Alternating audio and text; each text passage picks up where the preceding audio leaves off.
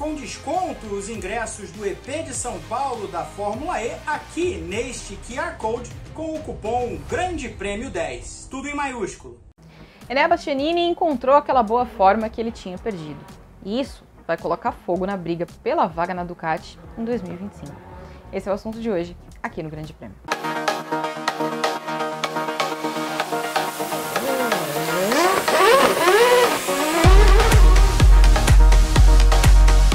Se você acompanha a MotoGP, você sabe como que o Enea Bastianini chegou na equipe de fábrica ao lado do Francesco Bagnaia.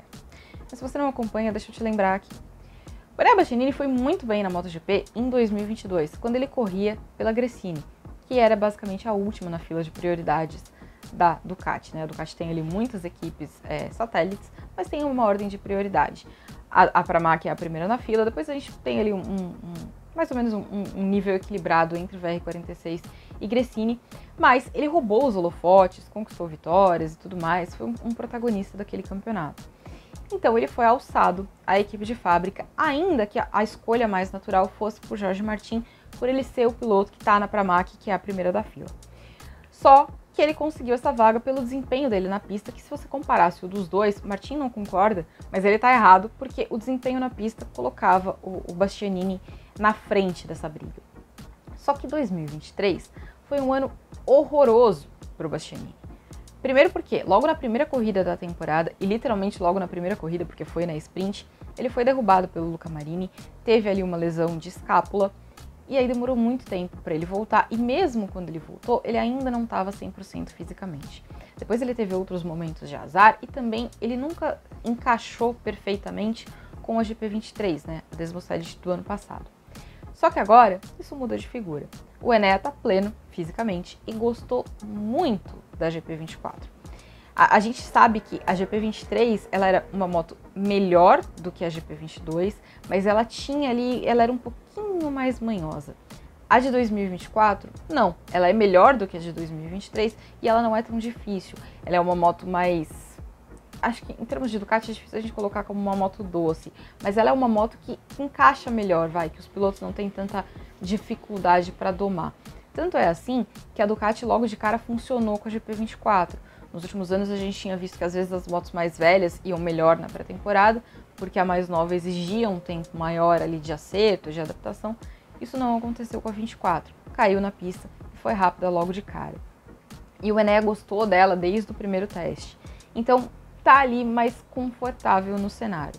Estando de volta a essa boa forma de 2022, ele, obviamente, né, se garante ali nessa possibilidade de brigar pelo campeonato, porque tem a melhor moto do pedaço, tem capacidade de ser um protagonista, mas mais do que isso, coloca ele numa posição melhor para o futuro. Esse é um ano em que muitos contratos na MotoGP estão chegando ao fim. A maioria dos pilotos só tem contrato até o fim de 2024. Tem 3 exceções. Johan Zarco e Luca Marini, que assinaram com a HRC até 2025, e o Brad Binder, que já fechou com a KTM até 2026. O Binder é o que tem a situação mais estável ali, né, a longo prazo. Os outros todos estão com o contrato vencendo. A vaga na Ducati, por razões óbvias, é a mais interessante.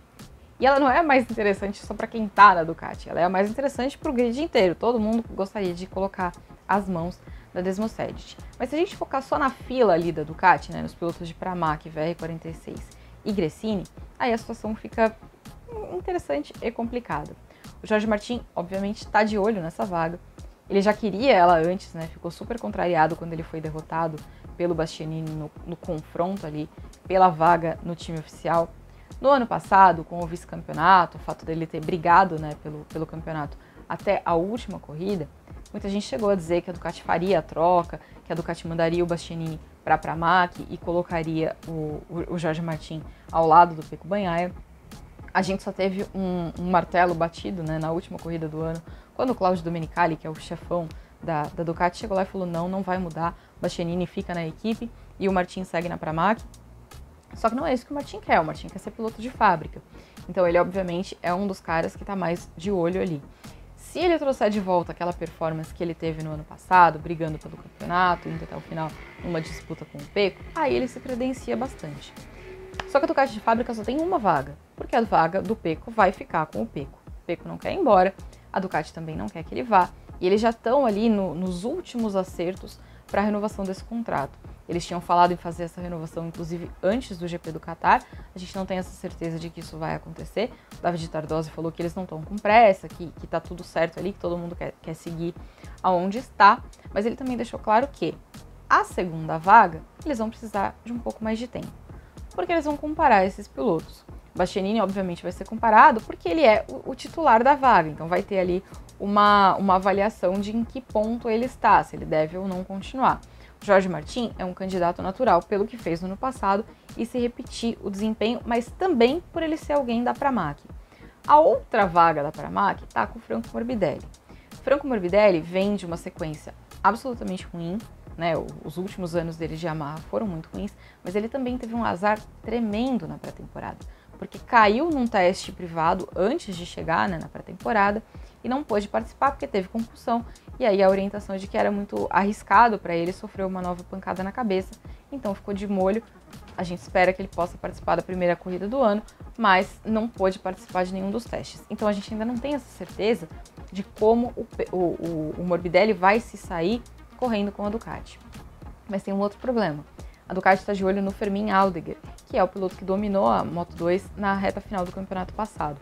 O Fermin teve ali um flerte para subir para a MotoGP já nesse ano, mas ele tinha um contrato com a Spirap que fez valer o contrato, e aí ele acabou ficando na Moto2.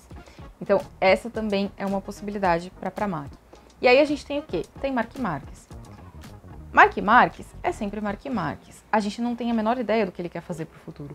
Já foi falado dele para a KTM, já foi falado dele voltar para a Honda, já foi falado dele estar de olho na vaga do time de fábrica. Então são muitas possibilidades. A gente ainda não tem a plena certeza do que Marc Marques vai conseguir fazer na Ducati? Não, a gente não tem. Ele mostrou ritmo, está sofrendo para fazer volta rápida, porque, né, ele ainda não pegou completamente a mão da moto depois de 11 anos com um protótipo que tem um comportamento completamente diferente, mas é Marc Marques, né? Você tem um 6 vezes campeão mundial na tua moto, tem um chamariz importante ali. Então a Ducati tem um cardápio muito amplo. Mas tendo o Bastianini, que é o titular da vaga, em condição, né, em forma, sendo competitivo, esquenta ainda mais essa disputa. Então eu vou te perguntar, quem você prefere ao lado de Pecco Bagnaia para 2025? Me conta aí e a gente se vê na próxima semana. Valeu!